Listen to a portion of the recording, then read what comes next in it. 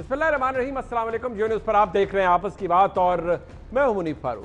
वज़ीर-ए-आज़म पाकिस्तान ने धुआंधार तकरीर की आज कौमी असेंबली के अंदर। ऑपोजिशन और हुकूमत के बेंचेस से भी धुआंधार तकारीर हुई। यहां तक कि एक वक्त यह आ गया कि सैयद नवीद कमर साहब ने कहा कि मैं वो कोट उतारते हुए आगे आगे उन्होंने कहा लड़ना है तो लड़ लो। इस कदर तलखी आज ऐवान में देखी गई।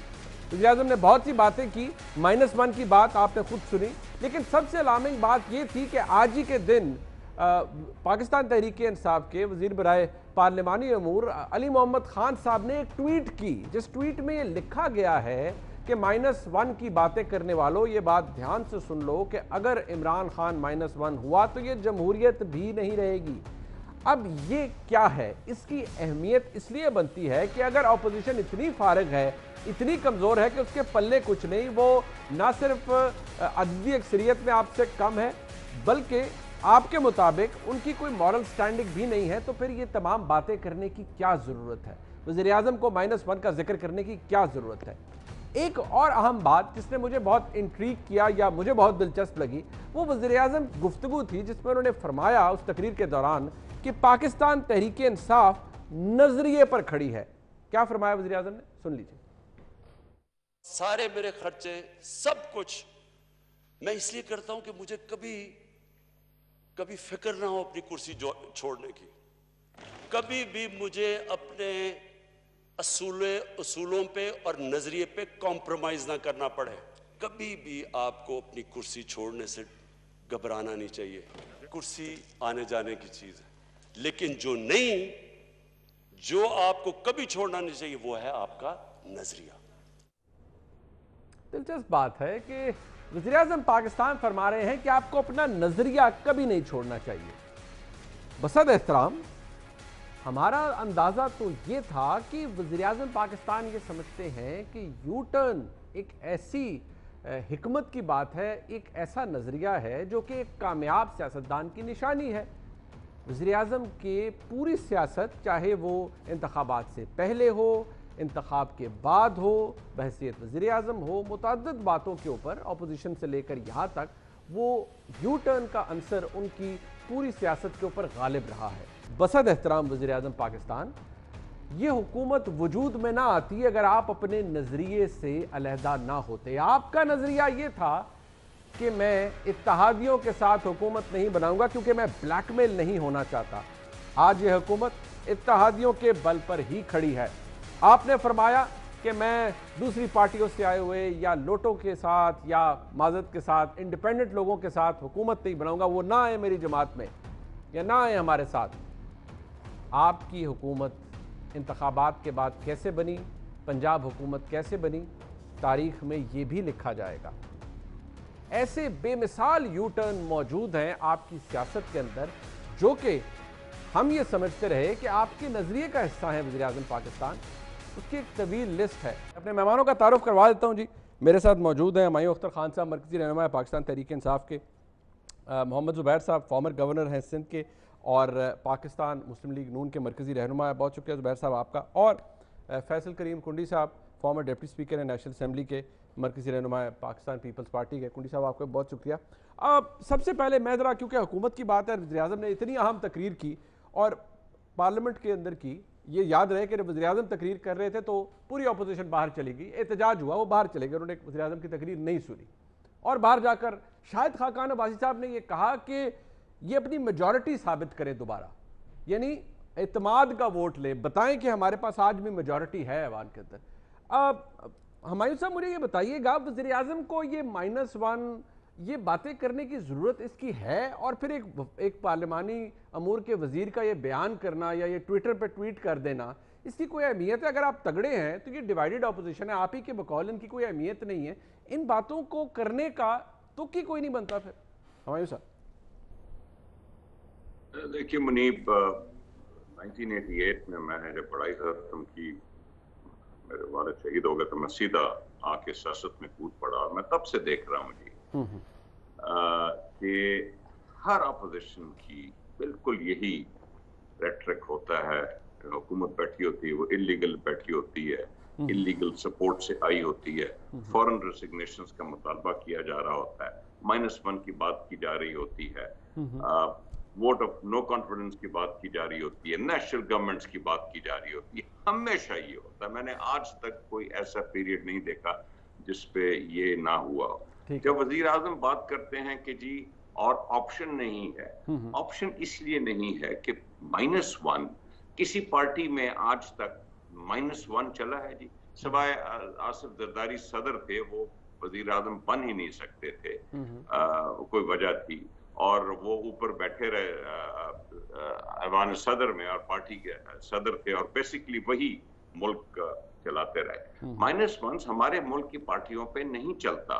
बाकी पार्टियों में तो नून में और पीपल पार्टी में तो शायद चल जाए, उनके खानदान बैठे हैं, खानदान का कोई और फर्द आ जाएगा।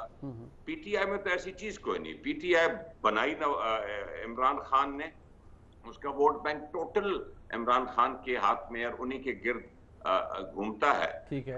और वही इसको ले, तो ना इधर कोई ऑप्शन इसलिए नहीं है। इसके अलावा अपोजिशन को इंतजार करना चाहिए अगले इलेक्शन तक का, क्योंकि अभी जो चीजें मैंने अभी जिक्र किया, इनमें से कुछ भी नहीं होने वाला। उस लिहाज से हम बात करते हैं कि ऑप्शन कोई नहीं है। अच्छा। तो आराम से बैठ के देखिए, फ्रेश मैंडेट की बात की जा रही है। मतलब सर ऑप्शन आपकी अपनी जमात के अंदर नहीं है, मची हुई है पाकिस्तान में।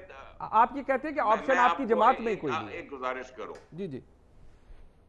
नहीं, ऑप्शन किसी के पास कोई नहीं है, क्योंकि ये जो बातें पेश कर रहे हैं ये होनी नहीं है। अच्छा, इस वजह से वो ऑप्शन सिरे से है ही नहीं।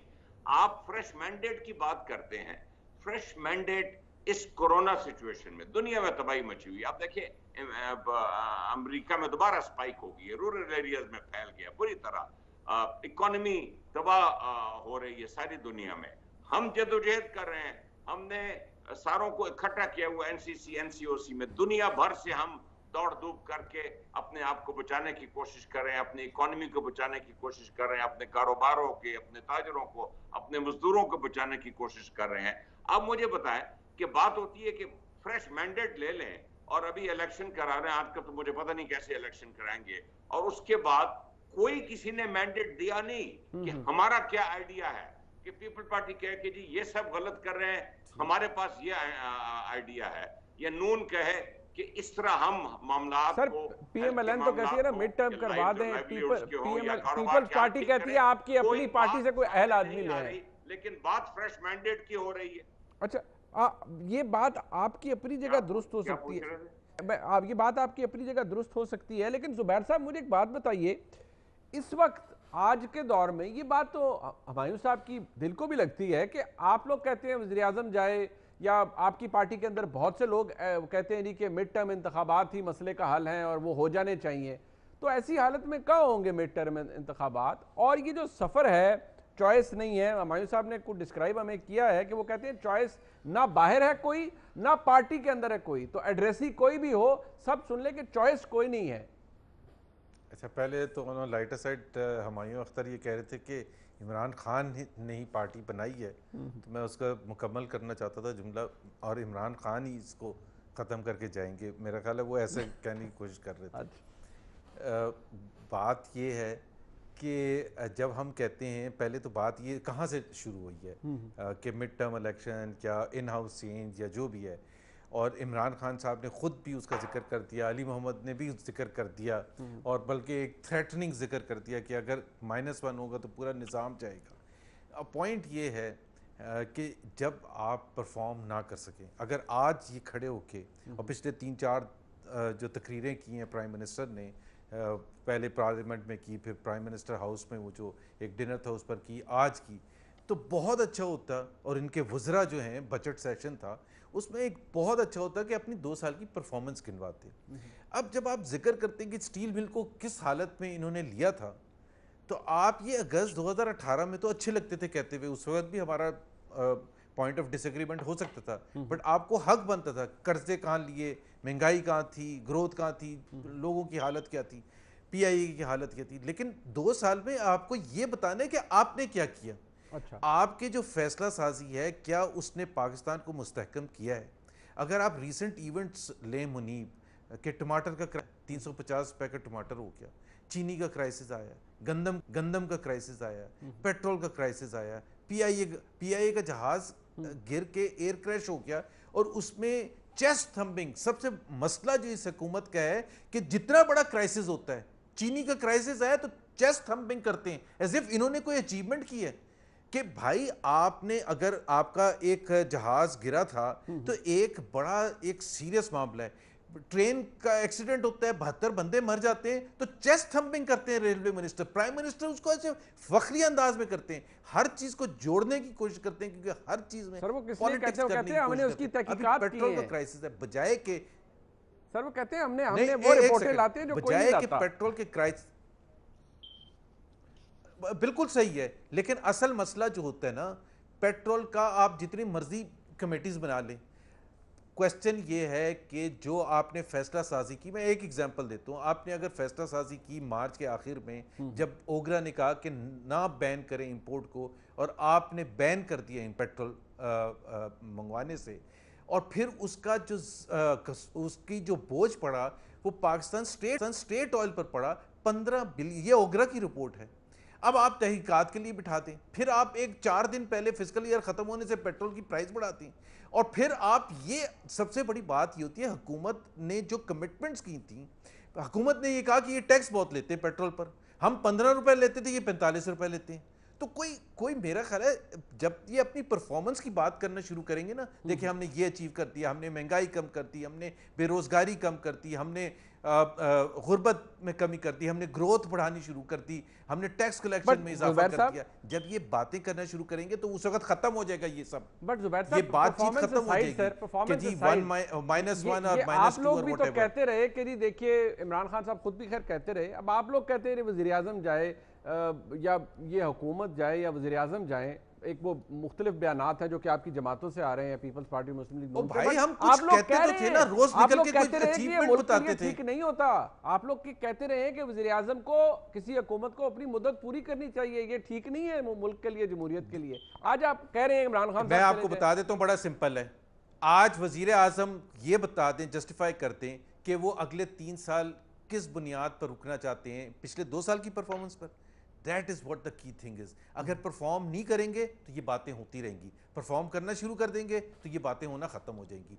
ये तो बताएं ना कि आप अगले 3 साल में करेंगे क्या? वो कहते आप हैं ये हम बताएंगे बड़ी सिर्फ इस्लाहात स्टील के लिए मिल तैयार हमें हैं, कैसे 6 मिली महीने उन्होंने वज़रा को भी कहे हैं ना, तो 6 महीने इंतजार कर लें आप लोग। वैसे भी हुमायूं साहब ने कहा इलेक्शन तो अभी हो नहीं उसमें से भी सकते, 1.5 कोविड है। महीना गुजर चुके हैं भाई। अच्छा चलो ठीक है, उसमें से भी 1.5 महीना गुजर चले गया। ठीक है, आप उस लोग 4.5 महीने भी जो देने दिए के थे, लिए उसमें राजी से नहीं 1.5 करते महीना सर। गुजर चुके हैं। अच्छा बकुंडी साहब, मुझे एक बात बताएं सर, एक्चुअली और ले लें हमारे से, ठीक है। चले मैं दिलवा देता हूँ, मैं कमिटमेंट कर लेता हूँ, ये बताएं तो सही। अच्छा चले, वो मैं हुमायूं साहब बताएंगे ना सर, कुंडी साहब। और सर करना क्या है, आप चाह क्या रहे हैं?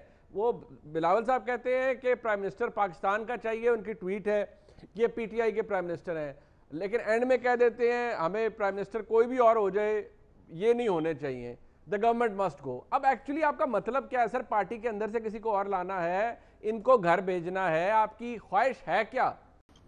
बिस्मिल्लाहिर्रहमानिर्रहीम। देखिए मुनीब, पाकिस्तान पीपल्स पार्टी एक जमहूरी पार्टी है। मैं एग्री नहीं करूंगा हमारे साहब कुछ बातों से कि जो हुकूमत को 5 साल, देखिए इनकी तो ख्वाहिश है हुकूमत 5 साल पूरे करे, हमारी ख्वाहिश ये है कि पार्लियामेंट 5 साल पूरे करे। जमहूरी हुकूमतों में मिड टर्म इलेक्शंस भी होते हैं, नो कॉन्फ्रेंस मोशन भी आती हैं। हम इसलिए कह रहे हैं कि इनके जो मेरे इत्तेहादी हैं, जो कि बेंगल साहब हैं और बुख्ती साहब भी, वो तकरीबन इनसे नाला है। उनके अपने जो आप बजट स्पीच में इनके अपने पार्लियामेंटेरियंस की आप अपनी स्पीचेस सुने, जो उनकी सिचुएशन है, तो हम ये समझते हैं कि जो थिन मेजॉरिटी थी, प्राइम मिनिस्टर जो इलेक्ट हुए थे, तो उस वक्त जो है वो थिन मेजॉरिटी थी, वो इनसे उनके पास नहीं है। हम इसलिए कहते हैं कि आप एतमाद का वोट लें, और जब कल एतमाद का वोट लेने में ये नाकाम होंगे तो फिर तो डेफिनेटली आप इन हाउस चेंज भी आ सकती है, मिड टर्म इलेक्शन की तरफ भी जाते हैं। जमहूरी हुकूमतों में होता है, जमहूरी हुकूमतों में कहां पर है कि मिड टर्म इलेक्शन नहीं हो सकते? जमहूरी हुकूमतों में कब ये कहा गया है कि आप नो कॉन्फिडेंस मोशन नहीं लेके आ सकते? लेकिन मैं एक बात, देखिए एक बात में मैं बड़ा परेशान हुआ हूँ अमीर साहब की, कि उन्होंने क्या है कि इनके बगैर ऑप्शन नहीं है। क्यों ऑप्शन नहीं? देखिए -1 की तो बहुत सी बातें जो है पीपल्स पार्टी के दौर में हुई कि आप -1 बात करें, तो इन्होंने कहा कि पीपल्स पार्टी में ये नहीं है, पीपल्स पार्टी में है। पीपल्स पार्टी ने जो है अपना यूसुफ रज़ा गिलानी को प्राइम मिनिस्टर बनाया, पीपल्स पार्टी ने जो है राजा परवेज अशरफ को वज़ीर आज़म बनाया, पीपल्स पार्टी ने बनाए हैं। अब आपने किया है कि इमरान खान ने पार्टी बनाई है और इमरान खान के साथ ही जाएगी, फिर तो ये प्रीपेड कार्ड जैसे मोबाइल का होता है, इसी तरह पार्टी है। जब इमरान खान नहीं होते पार्टी नहीं होगी, मतलब है तो अभी हाँ, तो तो वो जमहूरी ठीक पार्टी कह थी रहे हैं अभी। ना, वो पूरी पार्टी उनके गिर्द घूमती है, वो कोई और शख्सियत ऐसी है ही नहीं जो वज़ीर आज़म बन सके बकौल हुमायूं साहब पार्टी की। के चेयरमैन है। आज मुझे बताएं कि 2 टर्म तो गुजर गए, तो पार्टी चेयरमैन चेंज करेगा, वो जमहूरी लोग हैं, क्योंकि इन्होंने कहा था कि 2 टर्म से ज्यादा मेरा पार्टी का चेयरमैन नहीं रहेगा और हम इलेक्शन करेंगे, हम जमहूरियत करेंगे, हम ये करेंगे। तो अमर साहब तो मुझसे ज्यादा सीनियर पॉलिटिशियन है, इन्होंने बहुत सी पार्लियामेंट्स देखी है, इन्होंने हुकूमतें भी देखी है, इन्होंने अपोजिशन भी देखी है। तो ये आपने जहां तक बात की कि अपोजिशन ने प्राइम मिनिस्टर की स्पीच नहीं सुनी या बिलावल साहब ने क्यों ये बात की, देखें आज जब असेंबली में जो चीज हुई वो गलत चीज नहीं होनी चाहिए। क्या स्पीकर ने हुकूमत की तरफ से कोई डेलीगेशन बनाया, वज़रा या पार्लियामेंटेरियंस भेजे कि आप जाके अपोजिशन वालों को बनवा के लें और ये बैठ जाए? ये एक तारीख में पहली दफा हुआ कि अपोजिशन नाम ही नहीं ले रहे ले, वो डर था कि अपोजिशन आ जाएगी और वज़ीर आज़म साहब की स्पीच में शायद खलल हो। तो ये अच्छा, ऐसी बातें नहीं है। देखिए आज ये स्पीकर ने भी अपने जो है वो जानिबदारी का मुजाहरा किया, जिस तरीके से माइक बंद किए, जिस तरीके से उन्होंने अपोजिशन को न बुला के, उनको चाहिए था कि डेलीगेशन भेजते, शायद अपोजिशन वापस ना आती। लेकिन आप अपनी तरफ से आपका जो आपकी जो सीट आपको कहती, आपके जो रूल्स कहते हैं उसके मुताबिक आपको भेजना चाहिए था। आपके जो है अच्छा, रूल्स आपको कहते हैं कि आप अपना मेंबर जो कि गिरफ्तार होते हैं या होते हैं, आप उसको उनको जो है वो आप पार्लियामेंट में बुला सकते हैं। कई कई महीने आपने जो है उनके जो है नोटिफिकेशन नहीं इशू किए।